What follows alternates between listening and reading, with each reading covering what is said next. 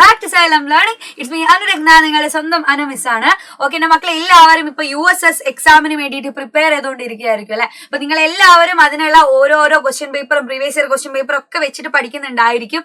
അപ്പൊ അതിന്റെ കൂടെ തന്നെ ഇമ്പോർട്ടന്റ് ആയിട്ടുള്ള ഒരുപാട് ക്വസ്റ്റ്യൻസ് എന്റെ മക്കൾക്ക് കിട്ടണം എന്നുള്ള ഒരു രീതിയിലുള്ള തിരച്ചിലായിരിക്കും അല്ലെ, ഓട്ടോപാച്ചിലായിരിക്കും നിങ്ങൾ എല്ലാവരും. അപ്പൊ മാത്സിന്റെ രീതിയിൽ പറയുകയാണെങ്കിൽ നിങ്ങൾക്ക് എല്ലാവർക്കും നമ്മളെ സൈലം അടിപൊളിയായിട്ട് മാത്സിന്റെ എല്ലാ ചോദ്യങ്ങളും സെറ്റാക്കി പവർ ആക്കി വെച്ചിട്ടുണ്ട്. അപ്പൊ നിങ്ങൾ ഇങ്ങ് വന്നാൽ മാത്രം മതി പഠിക്കാൻ, ബാക്കിയൊക്കെ ഇവിടെ സെറ്റാണ്. അപ്പൊ എന്റെ മക്കൾക്ക് ഇന്ന് ഏറ്റവും ഇമ്പോർട്ടന്റ് ആയിട്ടുള്ള നിങ്ങൾക്ക് എപ്പോഴും USS എക്സാമിന് ചോദിക്കുന്ന ഒരു ഭാഗമാണ് പെർസെന്റേജ് എന്ന് പറയുന്നത്. അപ്പൊ പെർസെന്റേജില് ഒരു ചോദ്യമാണ് നമ്മൾ ഇന്ന് ചെയ്യാൻ വേണ്ടി പോകുന്നത്. കൃത്യമായിട്ട് ശ്രദ്ധിക്കുക, ഇമ്പോർട്ടന്റ് ആയിട്ടുള്ള കാര്യം തന്നെയാണ്. അപ്പൊ നമുക്ക് ക്വസ്റ്റ്യനിലേക്ക് നോക്കാം. ക്വസ്റ്റ്യൻ നല്ലപോലെ വായിച്ചിട്ട് മിസ് പറയുന്നതിന് മുൻപേ ആൻസർ ചെയ്യാൻ പറ്റുന്നുണ്ടോ എന്ന് എന്റെ മക്കള് ശ്രമിക്കുക. കാരണം ഇതിന്റെ അകത്ത് ടൈം എന്നുള്ള കാര്യവും കൂടെ ഇമ്പോർട്ടന്റ് ആണ് കേട്ടോ. ഫാസ്റ്റ് ആയിട്ട് ആൻസർ കണ്ടുപിടിക്കുക എന്നുള്ളത് കൂടെ ഇവിടെ വരുന്ന ഒരു കാര്യമാണ്. ഓക്കെ, അപ്പൊ ക്വസ്റ്റ്യൻ ഇതാണ്, ഒന്ന് വേഗം വായിച്ചു നോക്കാം അല്ലെ. 10% of 10 plus 10% of 20 plus 10% of 100 is equal to. എന്താ പറഞ്ഞത് ഇവിടെ? നിങ്ങൾ ശ്രദ്ധിക്കേണ്ട ഒരു കാര്യം, ക്വസ്റ്റ്യൻ ഇങ്ങനത്തെ ഒക്കെ കാണുമ്പോൾ ചില ആൾക്കാർ വിട്ടുകളയും. അയ്യോ ഇതൊന്നും വേണ്ട, ഇങ്ങനത്തെ ഒന്നും എനിക്ക് ചെയ്യാനാവില്ല എന്ന് പറഞ്ഞ് വിട്ടുകളയരുത്. വളരെ സിമ്പിൾ ആയിട്ടുള്ള ഒരു കാര്യമാണ്. 10ന്റെ 10%. എപ്പോഴും പെർസെന്റേജ് പറയുന്നത് എപ്പോഴാണ്? നമ്മള് 100ലാണ് നമ്മൾ അല്ലെ, ഔട്ട് ഓഫ് 100ലാണ് നമ്മൾ പെർസെന്റേജ് പറയാം. 10% എന്ന് പറഞ്ഞാൽ 10/100 ആണ്. ഓക്കെ, 20% എന്ന് പറഞ്ഞാൽ 20/100 ആണ്.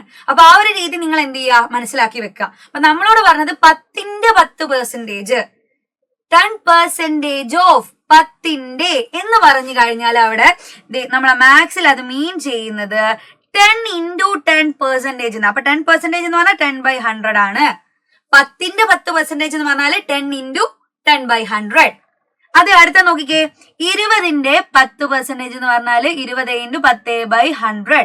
ഓക്കെ, അടുത്തത് 100ന്റെ 10% എന്ന് പറഞ്ഞാല് 100 into 10/100. ഇതൊക്കെ കൂടെ ആഡ് ചെയ്താൽ, കൂട്ടിയാൽ ഉത്തരം എത്ര എന്നാണ് ചോദ്യം. സിമ്പിൾ ആണടാ ഇത്. നിങ്ങൾക്ക് സീറോകൾ എന്താക്കിയാൽ മതി, ക്യാൻസൽ ചെയ്താൽ മതി. അപ്പൊ നോക്കാം, നമുക്ക് മുകളിൽ എത്ര സീറോ ഉണ്ടോ നോക്കുക, താഴെ എത്ര സീറോ ഉണ്ടോ നോക്കുക, ക്യാൻസൽ ചെയ്യാം. അപ്പൊ മുകളിൽ 2 0, താഴെ 2 0 വെട്ടിക്കളഞ്ഞു. മുകളിൽ 2 0, താഴെ 2 0 വെട്ടിക്കളഞ്ഞു. ഇവിടെ അതാ മുകളിൽ 2 0, താഴെ 2 0 വെട്ടിക്കളഞ്ഞു. ബാക്കി ആരാണുള്ളത് നിങ്ങൾ ശ്രദ്ധിച്ചു നോക്കാം. ഇവിടെ ബാക്കി ആരുണ്ട്? 1 മാത്രമേ ബാക്കിയുള്ളൂ അല്ലെ, 1 മാത്രം. ഇവിടെ ആരുണ്ടടാ? 2 ഉണ്ട്. ഇവിടെയോ? ഇവിടെ 10 ഉണ്ട് ബാക്കി. അപ്പൊ നോക്കിക്കേ, 1 + 2 + 10 ചെയ്താൽ നമ്മൾ ആൻസർ ആയി. എത്രയായിരിക്കും answer? Yes, 13 is the answer. കണ്ടോ? അപ്പൊ 13 ആണ് ഇവിടുത്തെ ആൻസർ. നമ്മളെ ഓപ്ഷനിൽ 13 ഉണ്ടോ? യെസ്, ഓപ്ഷൻ എ നമുക്ക് അവിടെ 13 ആയിട്ട് കിടക്കുന്നുണ്ട്. അപ്പൊ ആരാണ് ഇവിടുത്തെ ശരി ഉത്തരം? ഓപ്ഷൻ എ ആണ് ഇവിടുത്തെ ശരി ഉത്തരമായിട്ട് വരുന്നത്. അതുപോലെ തന്നെ പെർസെന്റേജിന് മറ്റൊരു ചോദ്യമാണ് ഇത് ഇവിടെ കൊടുത്തിരിക്കുന്നത്. ഇത് ചിലപ്പോൾ നിങ്ങളെ ചെയ്യാൻ വേണ്ടിയിട്ട് ശ്രമിക്കും കുറെ ആൾക്കാർ, പക്ഷെ തെറ്റിപ്പോവാൻ ചാൻസ് ഉള്ള ഒരു ചോദ്യം കൂടെയാണ്. പക്ഷെ മക്കളെ ശ്രദ്ധിക്കേണ്ട കാര്യം, ഏറ്റവും കൂടുതൽ ടൈം ലിമിറ്റിലാണ് നമ്മൾ എന്ത് ചെയ്യേണ്ടത്, ആൻസർ കണ്ടുപിടിക്കേണ്ടത്. ക്വസ്റ്റ്യൻ വായിച്ചു നോക്കാം എന്തായാലും. എന്താണ് ക്വസ്റ്റ്യൻ? ഒരു സംഖ്യയുടെ 12% 26 എങ്കിൽ ആ സംഖ്യയുടെ 30% എത്ര എന്നാണ് ചോദ്യം. അപ്പൊ നിങ്ങൾ ശ്രദ്ധിക്കണം, ഏതോ ഒരു സംഖ്യയുടെ അല്ലെ, ഏതോ ഒരു സംഖ്യയുടെ 12% 26 ആണെങ്കിൽ അപ്പൊ എനിക്ക് ആ സംഖ്യ അറിയില്ല. അപ്പൊ ഞാൻ അറിയാത്തത് കൊണ്ട് ആ ഒരു നമ്പറിനെ ഞാൻ എക്സ് ആക്കിയിട്ട് എടുത്തു കേട്ടോ.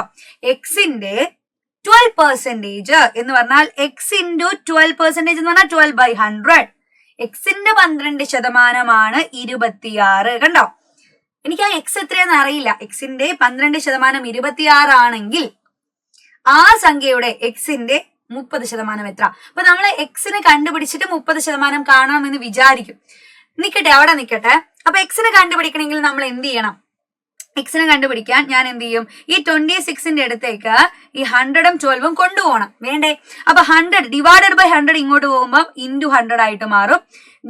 into 12 ഇവിടേക്ക് വരുമ്പോൾ എന്താവും? ഡിവൈഡഡ് ബൈ 12 ആയിട്ട് മാറുകയും ചെയ്യും ഇല്ലേ? അപ്പൊ അത് ഇങ്ങനെ എഴുതുക, into 100 ഡിവൈഡഡ് ബൈ 12 എന്നായി. നോക്കാം, നമുക്ക് വെട്ടിക്കളയാനുള്ളതൊക്കെ വെട്ടിക്കളയാം. ഇതിനൊന്ന് നേരെ പകുതിയാക്കി നോക്കിക്കേ. നിങ്ങള് പകുതിയാക്കിക്കേ. 26നെ നേരെ ചെറുതാക്കിയാൽ 13, 12നെ നേരെ ചെറുതാക്കിയാൽ 6 അല്ലെ. അപ്പൊ x is equal to 1300 divided by 6 എന്ന് വരും. നിങ്ങൾക്ക് ഇത് ഡിവൈഡ് ചെയ്യാൻ പറ്റുമോ? ഡിവൈഡ് ചെയ്താൽ കൃത്യമായിട്ടുള്ള ഒരു ആൻസർ കിട്ടുമോ? ഇല്ല, അത് ഫുള്ളി ഡിവൈഡ് ചെയ്ത് പോകൂല. നിങ്ങൾക്ക് ഡെസിമൽ ഫോം വരും. അവിടെ വെച്ച് നിർത്തിക്കോ. വെറുതെ എന്തിനാ കോംപ്ലിക്കേറ്റഡ് ആയിട്ട് ഡെസിമൽ പോയിന്റ് ഒക്കെ വെച്ചിട്ട് ചെയ്യാൻ പോകുന്നത്? അവിടെ വെച്ച് നിർത്തുക. നമ്മളോട് ചോദിച്ചെന്താ എക്സിന്റെ 30% കാണാനാ പറഞ്ഞേ. സോ എക്സിന്റെ വാല്യൂ എനിക്ക് ഇപ്പൊ കിട്ടിയത് എത്രയാ? 1300 ഡിവൈഡഡ് ബൈ 6 ആണ്. അത് ചെയ്യാൻ അവിടെ വരട്ടെ. ഇവിടെ വെച്ചിട്ട് നമ്മൾ എന്ത് ചെയ്യാ, ഈ എക്സിന്റെ തന്നെ എന്ന് വെച്ചാൽ എക്സ് എന്ന് പറഞ്ഞാൽ 1300 ഡിവൈഡഡ് ബൈ 6 ആണ്. ചെയ്ത് കഴിഞ്ഞാൽ ഡെസിമൽ കിട്ടും. അതുകൊണ്ട് ഞാൻ ചെയ്യാൻ പോയില്ല. ഇതിന്റെ 30% കാണണം. അപ്പൊ എക്സിന്റെ 30%, എക്സിന്റെ വാല്യൂ എന്ന് പറഞ്ഞാൽ ഇതാണ്, അതിന്റെ 30% കാണാൻ പറഞ്ഞാൽ എന്ത് ചെയ്താൽ മതി അതിനോട്? യെസ്, അതിനോട് 30% എന്ന് പറഞ്ഞാൽ 30/100 ചെയ്താൽ മതി. സുഖമായിട്ട് ആൻസർ കിട്ടും. നിങ്ങൾക്ക് വെട്ടിക്കളയാനുള്ളതൊക്കെ വെട്ടിക്കളയാം. നോക്കിക്കേ, 2 0 മുകളില് 2 0 താഴെ വെട്ടിക്കളഞ്ഞു ഞാൻ, ഇല്ലേ? അപ്പൊ നോക്കിക്കേ, അതേപോലെ തന്നെ നിങ്ങൾക്ക് വെട്ടിക്കളയാനുള്ള ഒരാളാണ് ഇവിടെ. ആര് വരും?